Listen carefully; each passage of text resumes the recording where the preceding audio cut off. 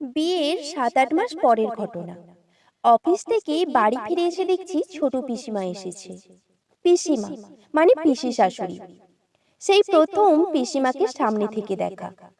বিয়েতে আসতে পারেননি তখন, কারণ তার শরীর খারাপ ছিল।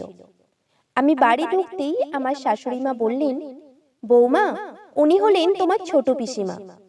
আমি প্রণাম করতেই উনি বললেন, অফিস থেকে ফিরলে বুঝি? হ্যাঁ পিসিমা। প্রতিদিন এই টাইমেই বাড়ি ফেরো? হ্যাঁ। আমি আরো কিছু বলতে যাব, আমার শাশুড়ি মা বললেন, সবে তো ফিরলে, একটু রেস্ট করো, পরে গল্প করবে ক্ষণ। আমি নিজের রুমে চলে যেতেই আমার শাশুড়ি মা পিসির শাশুড়ির সাথে গল্প করতে শুরু করলেন। ততক্ষণে আমার হাজবেন্ডও ফিরে গেছে। ও আমার থেকে ঘন্টাখানেক আগেই ফেরে। আমি ফ্রেশ হয়ে একটু রেস্ট করি, তারপর আমার হাজবেন্ড এক কাপ চা আমাকে নিয়ে এসে দেয়। প্রতিদিন এটাই ওর রুটিন। ও ফিরলে আমার শাশুড়ি মা তখন চা করে দেয় ওকে। আমি যেহেতু পরে ফিরি, তাই আমাকে চাটা ওই করে দেয়। চা করে যখন আমার জন্য নিয়ে আসছিল, পিসিমার চোখে পড়ে ওই ব্যাপারটা। তখন কিছু বলেননি উনি, ঘটনাটা ঘটলো আরো একটু পরে। রান্নাটা আমরাই করি, মানে আমি আর আমার হাজবেন্ড। তরকারি বলতে সেদিন ছিল পনিরের তরকারি আর ছোলার ডাল। সেটা তখন রান্না হয়ে গেছে, এবার লুচি হবে।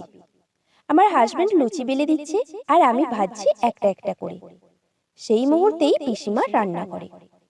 এই দৃশ্য দেখে চোখ বড় বড় করে বলে, হ্যাঁ রে অর্ক, বিয়ে করে তো মেয়েলি কাজ অনেক শিখে নিয়েছিস।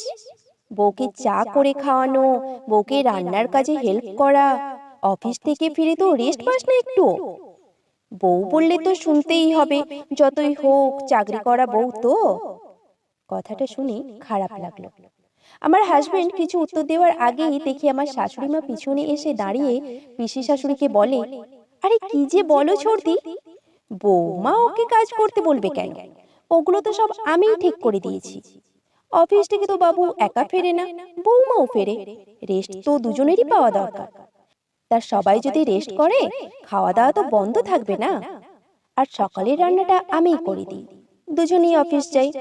তোমার দাদা আর আমি এমনিতেই ভরে উঠি, দুজনই মর্নিং ওয়াক সেরে এসে আমি রান্নাটা বসিয়ে দিই। দাদা তখন হাতে হাতে হেল্প করে দেয়। কাজের আবার মেয়েলি বলে কিছু আছে নাকি?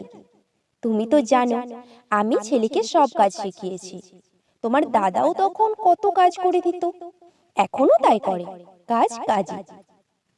সংসারে সুখ শান্তি বজায় থাকে পরস্পরকে সহযোগিতা ও ভালোবাসার মাধ্যমে। দুজন